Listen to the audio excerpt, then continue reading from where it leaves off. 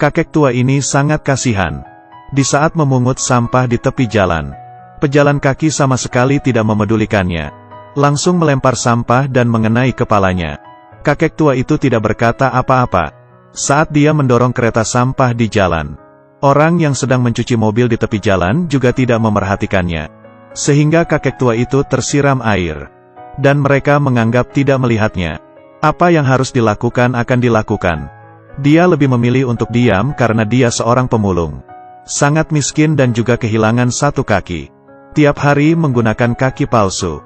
Dia sekarang sedang menabung untuk bisa mengganti kaki palsunya.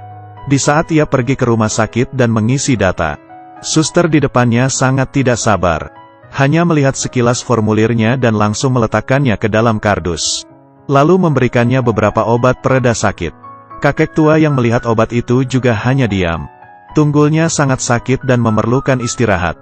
Memijat-mijat kakinya sambil menghelakan napas.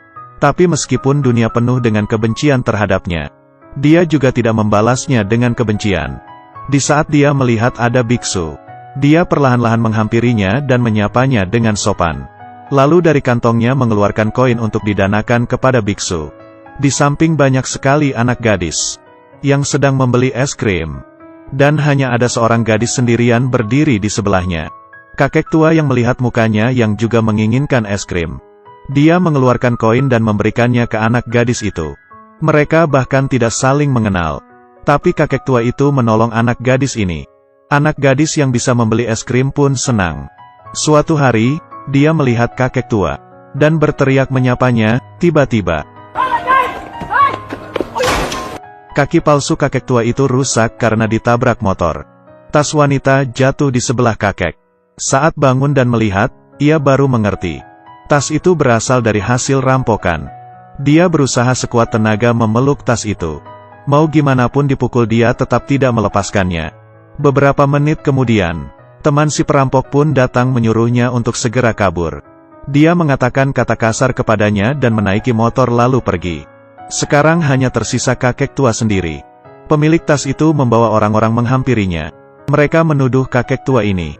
Kakek tua itu ingin menjelaskan tapi tiba bisa berkata apa-apa. Polisi pelan-pelan menangkap tangannya. Dan dipakaikan borgol. Kakek tua itu masuk penjara. Memegang besi penjara dengan tatapan kosong. Menyesalkah?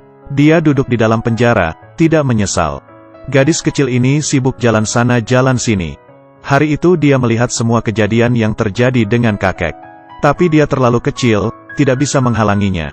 Melihat berita di TV, gadis itu sangat emosi dan panik. Tapi dia juga tidak bisa apa-apa. Dia tidak tahu harus melakukan apa baru bisa membantu si kakek. Saat itu dia melihat adegan di TV. Seorang nenek tua menelepon untuk melapor. Dan mendapatkan bantuan. Gadis itu memegang kantongnya, dan ia pun tersenyum. Uang yang diberikan oleh kakek untuk membeli es krim masih ada sisanya. Dengan membawa koin ini, ia berlari ke telepon umum. Dan menelepon nomor yang seperti di TV. Dengan berani mengatakan apa yang terjadi sebenarnya. Pintu besi dibuka setelah kakek dikurung beberapa hari. Akhirnya kebenaran terungkap. Dia dibantu keluar dengan kursi roda. Dan suster rumah sakit datang ke tempat. Kemudian membantunya mengganti kaki palsu. Hari sangat cerah dan banyak orang yang menunggunya. Kakek melihatnya satu persatu. Pemilik tas yang awalnya menuduhnya mengaku salah dan minta maaf. Dan pengacara yang membantunya juga tersenyum hangat.